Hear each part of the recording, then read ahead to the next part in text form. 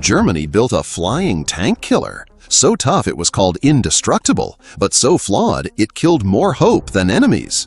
Why did this tank buster fail, despite being one of the most heavily armored planes of World War II?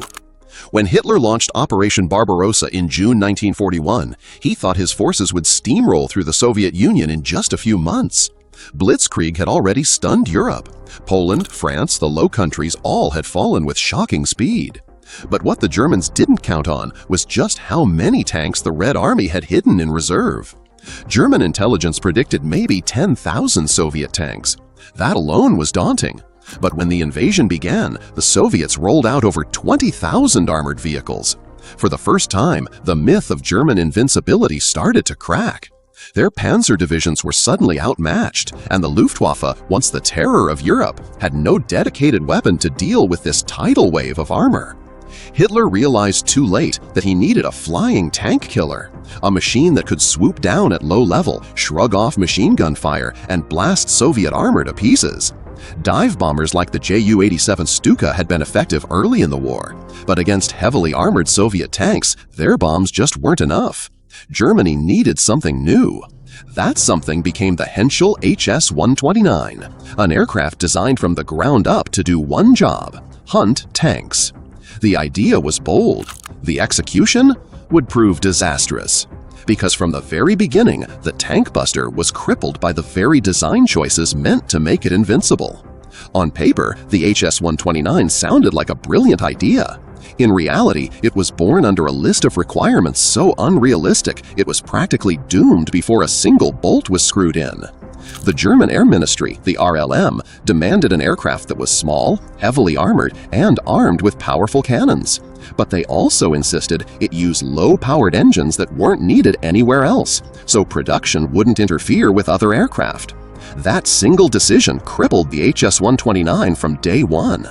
The first prototypes were fitted with Argus AS410 engines, which barely pushed out 430 horsepower each. To put that in perspective, these underpowered engines had to drag an aircraft wrapped in heavy armor plating. The result? A plane that struggled to even stay in the air. And then there was the cockpit. The designers tried to maximize protection, but in doing so, they gave pilots one of the worst views in the entire Luftwaffe. The canopy was cramped, visibility was poor, and in combat, this meant tank hunting pilots often couldn't even spot their targets until it was too late. The test flights were just as grim. Early prototypes were sluggish, unstable, and prone to engine failures. In June 1940, one crashed outright. By the following year, there was only one functioning prototype still flying, hardly a promising start for Germany's supposed tank breaker. Still, the Luftwaffe pushed forward. Why? Because they had no choice. The Eastern Front was consuming tanks at a staggering rate, and Germany needed anything that could take on the Soviet armored juggernaut. But building the plane was only half the problem. Producing it in the numbers needed to change the war would become an even greater disaster.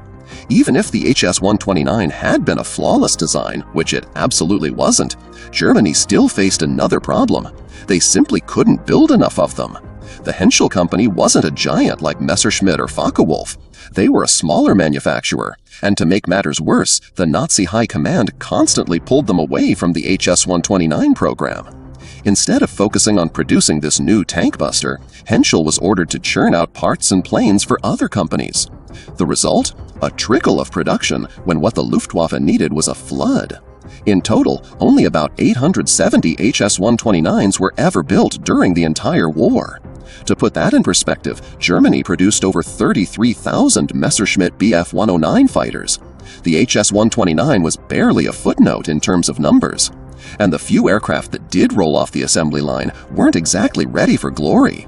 Shortages of materials delayed assembly, engines were unreliable, and modifications had to be made on the fly just to keep them airborne. By the time the Hs 129 finally started showing up in combat, the war had already shifted. Germany was losing momentum, the Soviets were recovering, and the Luftwaffe had to deploy this flawed, underpowered aircraft into some of the most brutal battles of the Eastern Front. And once the Hs 129 hit the battlefield, its strange mix of strengths and crippling flaws became clear almost immediately. When the Hs 129 finally reached the Eastern Front, it entered a battlefield overflowing with Soviet armor. The Germans had hoped this aircraft would turn the tide, and in some ways it showed flashes of brilliance. One pilot in particular, Rudolf Heinz Ruffer, nicknamed the Roofer, became a legend flying the HS-129. He racked up an astonishing record, reportedly destroying around 80 Soviet tanks. His success proved the plane could be lethal in the right hands. For his achievements, he earned the coveted Knight's Cross, and his reputation cemented the HS-129 status as the Luftwaffe's dedicated tank killer. But for every success story, there were two failures. The aircraft's armor protection did its job. Pilots often walked away from crashes or ground fire that would have shredded other planes. Many crews even nicknamed it indestructible. The problem was everything else. Fully loaded, the HS-129 could barely top 200 miles per hour. Against Soviet fighters like the Yak and Lag, it was a sitting duck. Its climb rate was so poor that it struggled to gain altitude quickly, and its long, sluggish takeoff run made it vulnerable before it was even in the air. Anti-aircraft fire was another nightmare. The Eastern Front was saturated with Soviet flak guns, and while the HS-129 could take hits, it couldn't dodge them. Losses were inevitable. The Germans kept throwing the aircraft into battle, hoping its armor and cannons would balance out its weaknesses. But the reality was brutal. There were never enough planes, and too many of them never came back. And if the HS-129 struggled in Russia, its deployment to North Africa turned into a complete disaster. After the defeat at El Alamein in late 1942, the Luftwaffe scrambled to reinforce its collapsing front in North Africa. Among the reinforcements sent were squadrons of HS-129s, a move that would quickly prove to be a catastrophic mistake. The problem was the engines. By this point, the HS-129 was fitted with captured French-built Gnome-Rhone radial engines. On the Eastern Front, they were unreliable, but in the desert, they were practically suicidal. Sand and dust clogged their filters, overheated their cylinders, and caused sudden engine seizures mid-flight. Pilots often had no warning at all. One moment the plane was flying, the next the engine locked solid. Worse still, the North African climate punished the aircraft in ways its designers had never planned for. During their very first engagements, sandstorms battered the squadrons. Entire units were grounded, engines burned out, and aircraft were written off without even meeting the enemy. Out of the first batch of planes deployed, nearly all were wiped out within weeks. By December, only 7 HS-129s limped into Tripoli. 3 were destroyed in an air raid almost immediately. 3 more were cannibalized for parts, and the last one was deemed unfit for combat. In other words, the Luftwaffe had effectively sacrificed an entire deployment of tank busters for nothing. A second wave of HS-129s arrived in early 1943, but their role had already been reduced.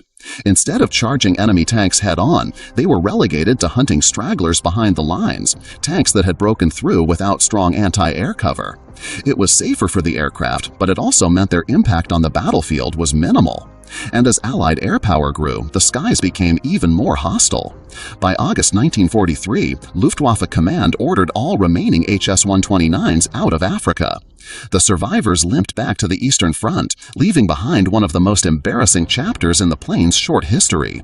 But even as it returned to Russia, engineers tried one last gamble, a terrifying upgrade that turned the HS-129 into something closer to a flying cannon than an airplane. By 1943, the Luftwaffe was desperate. Soviet armor wasn't just surviving, it was multiplying. The T-34 was appearing in staggering numbers, and heavier beasts like the KV-1 and the new IS series tanks were shrugging off German firepower. The HS-129 needed more bite. So, engineers came up with a radical solution. Strap a 75mm cannon, the same caliber used on ground-based anti-tank guns, to the nose of the plane.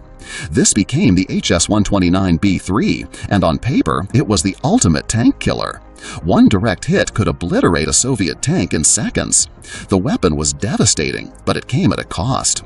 The cannon and its ammunition added so much weight that the aircraft's already weak engines struggled to keep it airborne. Its maneuverability collapsed, its speed dropped even further, and firing the gun caused such recoil that pilots described the plane as lurching in mid-air. Still, the concept was terrifying for tank crews on the ground. When the B-3 fired, it could tear through Soviet armor that seemed invincible. In fact, the HS-129 remains one of the very few aircraft in history to carry such a massive weapon successfully. But the upgrade came too late and in too small numbers. Barely a handful of B-3s ever saw combat. At Kursk, where the Luftwaffe hoped the new cannon would smash Soviet tank formations, the results were disappointing. There simply weren't enough planes in the air to make a real difference. The HS-129 had turned into a flying gun platform, but one that was barely flyable. And as the Soviets gained more fighters and anti-air guns, even this superweapon couldn't save it. By 1944, the dream of a German tank buster was collapsing, and so was the Luftwaffe itself. By 1944, the HS-129's fate was sealed. Production slowed to a crawl, then stopped entirely as Germany's war industry collapsed under relentless Allied bombing. Spare parts ran dry, fuel was scarce, and most surviving aircraft were grounded long before they could fly into combat again. The squadrons that did remain fought on the Eastern Front in desperate defensive battles. Here, the HS-129 still managed to prove its worth in short bursts, ambushing Soviet armor that had broken through German lines. But it was always the same problem. There were never enough planes to truly matter. At most, 5 squadrons could be fielded at a time, a drop in the ocean compared to the scale of Soviet offensives. Yet for the pilots who flew it, the HS-129 earned a strange kind of respect. Its cockpit armor and reinforced canopy made it one of the safest planes to fly in terms of survival. Many Luftwaffe airmen considered it almost indestructible against small arms fire, and stories circulated of HS-129 limping back to base riddled with bullet holes, still intact. But toughness wasn't enough. The aircraft was slow, underpowered, and constantly outmatched by faster, more agile Soviet fighters. By the final year of the war, the HS-129 had become less a weapon of victory and more a symbol of Germany's desperation. When the Reich finally collapsed in 1945, almost none of the aircraft were still operational. Fuel shortages had grounded them, and those left in hangars were abandoned or scrapped. Today, only fragments remain in museums, a reminder of one of the boldest yet most flawed aircraft of World War II. The HS-129 was supposed to be the plane that saved Germany from the Soviet tank juggernaut, but history had other plans.